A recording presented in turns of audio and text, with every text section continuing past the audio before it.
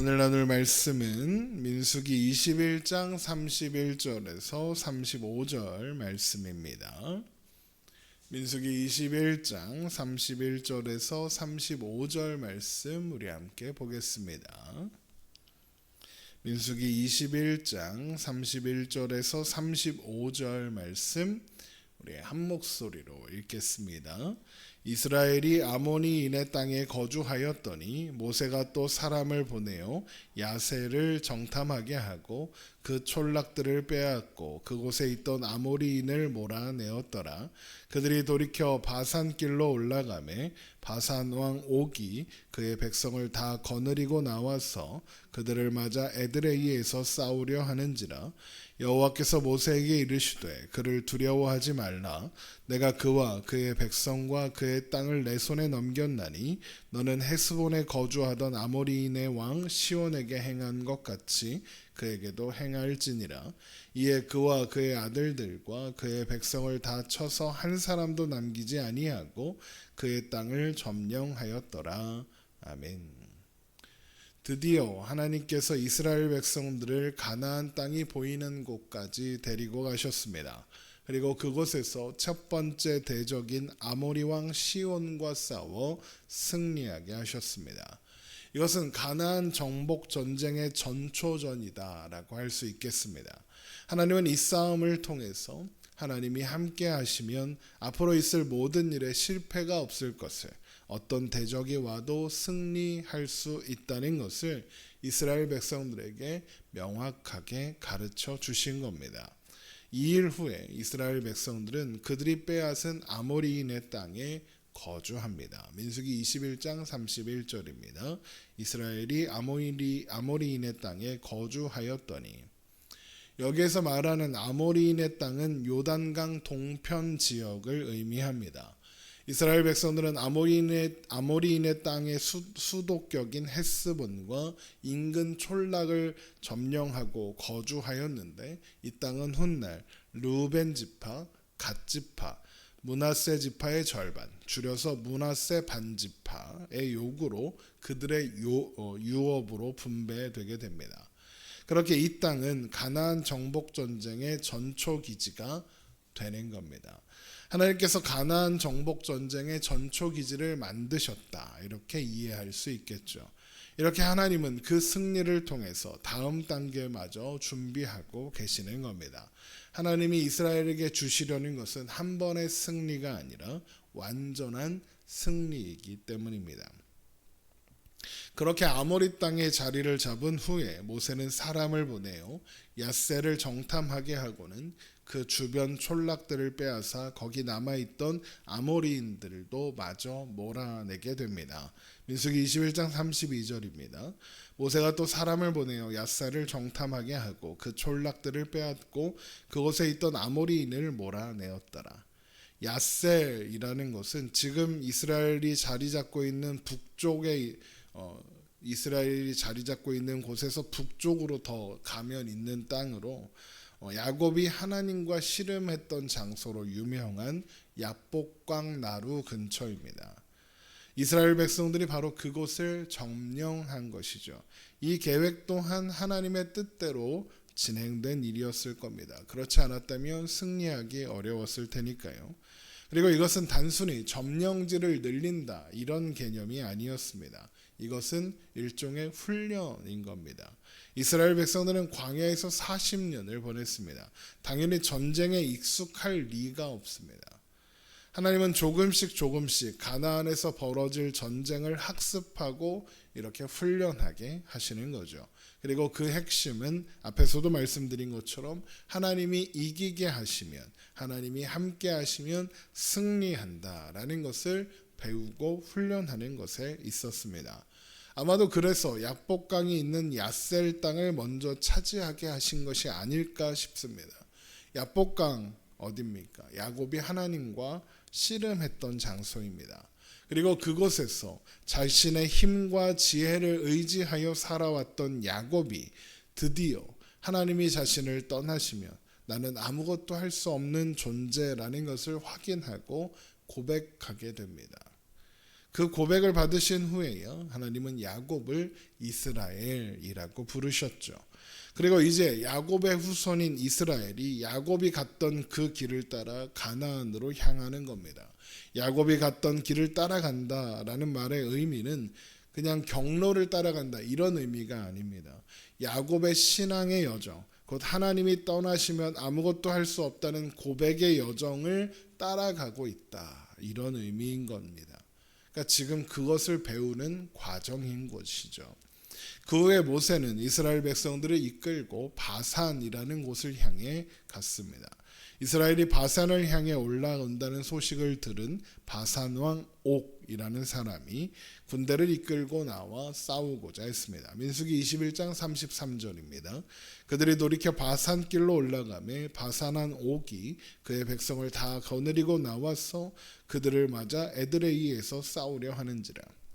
바산은 서쪽으로는 갈릴리 호수가 있는 요단강 동편을 의미합니다. 지금 이스라엘이 이동한 경로와 진행 방향을 보면 이스라엘은 계속해서 요단강 동편을 따라 북상하고 있다는 것을 알 수 있죠. 그런데 바산 왕 옥에 의해 그 길이 지금 막히게 된 겁니다. 자, 그러면 어떻게 되겠습니까? 하나님께서 하나님의 백성들의 길을 인도하시는 그 길을 바산 왕 옥이 가로막았습니다. 어떻게 될까요? 이 싸움에서 누가 이길지 안 봐도 뻔한 겁니다. 그런데 하나님은 모세에게 바산 왕 옥을 두려워하지 말라고, 하나님께서 그와 그의 백성과 그의 땅을 너의 손에 넘겼다고, 바산 왕 옥 또한 아모리 왕 시온처럼 될 것이다 라고 말씀하십니다.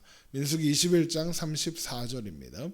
여호와께서 모세에게 이르시되 그를 두려워하지 말라. 내가 그와 그의 백성과 그의 땅을 내 손에 넘겼나니 너는 헤스본에 거주하던 아모리인의 왕 시온에게 행한 것 같이 그에게도 행할지니라 입니다. 하나님께서 두려워하지 말라라고 하신다는 것은 모세가, 정확히는 모세와 함께한 이스라엘 백성들이 지금 두려워하고 있다는 겁니다. 이미 두 번이나 싸움에서 승리한 경험이 있는 그들이 왜 바산 왕 옥이 등장하자 두려워하는 걸까요? 바산 왕 옥이 가나안 정탐꾼들이 출애굽 1세들에게 전했던 강한 거주민, 신장이 장대한 자들, 네피림 후손인 아낙 자손의 거인에 해당하는 사람이 바로 이 바산 왕 옥이었기 때문입니다. 신명기 3장을 보면 이스라엘이 바산의 성읍을 빼앗았다라는 역사를 전하면서 바산 왕 옥에 대해서 자세히 설명하는 내용이 나오는데, 신명기 3장 11절 제가 읽어드리겠습니다. 르바임 족속의 남은 자는 바산 왕 옥뿐이었으며 그의 침상은 철침상이라 아직도 암몬 족속의 라빠에 있지 아니하냐. 그것을 사람의 보통 규빗으로 재면 그 길이가 9규빗이요 너비가 4규빗이라 이렇게 되어 있습니다. 바산 왕 옥이 사용했던 침상이 철로 되어 있는데 보통 사람의 손으로 9규빗, 이게 규빗이죠. 너비가 4규빗이었다 이겁니다. 이걸 미터법으로 환산하면 길이는 4m, 폭은 2m입니다. 엄청 큰 침대라는 거죠. 게다가 철로 만들었습니다. 바산 왕 옥이 이런 침대를 사용했다는 것은 그가 엄청 크고 무거운 사람이었구나 이런 뜻이 되는 겁니다.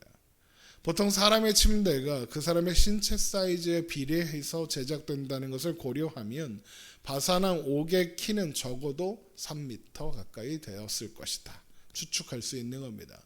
물론 그냥 왕이라서 크고 무거운 침대를 사용한 것이다 라고 생각할 수도 있습니다. 하지만 성경학자들이 모세가 굳이 옥의 침상을 언급하는 것은 그가 거인이었기 때문일 것이다 라고 보곤 합니다. 그러니 바산 왕 옥을 보는 이스라엘 백성들이 두려울 수밖에 없겠죠. 40년 전 출애굽 1세대는 가나안 거주민이 장대하다 거인이다라는 말만 듣고 두려움에 떨었습니다. 그러면서 우리는 다 죽었다, 우리를 죽이려고 여기 데려왔냐 그랬는데 40년 동안 광야에서 살아온 출애굽 2세대는 이제 직접 목전에서 그런 사람이 보게 된 겁니다. 그러니 두려워할 수밖에 없는 거죠. 그런데 하나님이 뭐라고 하십니까? 두려워하지 말라 하십니다. 이기게 하시겠답니다. 바산왕 옥이 장대하다고, 거인이라고, 그가 이끌고 나온 군대가 대단해 보인다고, 그거 아무 상관없다. 내가 너와 함께하면 아무 문제 없다. 이렇게 말씀하시는 거죠. 그러면 어떻게 되겠습니까? 민수기 21장 35절입니다. 이에 그와 그의 아들들과 그의 백성을 다 쳐서 한 사람도 남기지 아니하고 그의 땅을 점령하였더라. 한 사람도 남기지 아니하고 그의 땅을 점령했습니다. 크고 강해 보이던 그들을 한 사람도 남기지 않았습니다. 하나님의 말씀대로 된 것이죠. 이를 통해 하나님은 이스라엘로 하여금 하나님의 말씀을 듣고 신뢰하여 그저 나아가면 된다고, 하나님은 말씀하신 대로 약속하신 대로 행하시는 분이라고 가르쳐 주시는 겁니다. 40년 전 가나안을 정탐한 출애굽 1세대가 우리는 그들 앞에 메뚜기와 같다고 했던 바로 그 두려움의 대상이 이제 한 사람도 남지 않게 된 것입니다. 물론 메뚜기가 거인을 이긴 것은 아니죠. 하나님이 이기셨습니다. 하나님이 함께 하신 메뚜기 같은 이스라엘이 거인을 이겼습니다. 그렇게 하나님은 너희가 강해서 너희 힘으로 싸워서 이겨야 하는 싸움이 아니라 내가 함께하는 싸움, 그래서 이기는 싸움이라고, 그러니 가나안에 들어가서도 두려워하지 말라고 말씀하시는 겁니다. 지난 시간에 말씀드린 것처럼 하나님이 함께 하시면 못 이길 싸움이 없고 넘어가지 못할 산이 없습니다. 우리 삶에도 바산왕 옥 같은 존재들이 수없이 찾아올 겁니다. 크고 강해 보여서 도저히 이길 수 없을 것 같은 문제들이 우리 앞에 있겠죠.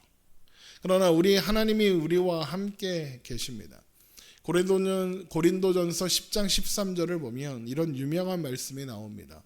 사람이 감당할 시험 밖에는 너희가 당한 것이 없나니 오직 하나님은 미쁘사 너희가 감당하지 못할 시험 당함을 허락하지 아니하시고 시험 당할 즈음에 또한 피할 길을 내사 너희로 능히 감당하게 하시느니라. 이 말씀은 우리에게 일어나는 일 중에 하나님의 주권을 벗어난 일은 없다라고 선언하는 겁니다.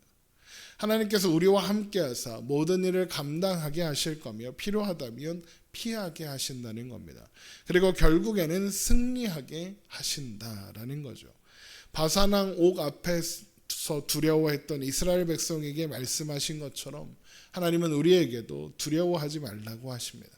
우리의 눈앞에 있는 문제가 아니라 하나님을 향해 우리의 시선을 두라고 하시는 겁니다. 하나님이 함께 하시면 문제는 더 이상 문제가 아니라고 하시는 겁니다. 시선이라는 유명한 찬양이 있죠. 그 찬양의 가사처럼 우리의 시선을 하나님을 향해 둘 때 하나님이 일하실 것이며 우리의 삶은 하나님의 역사가 되는 겁니다.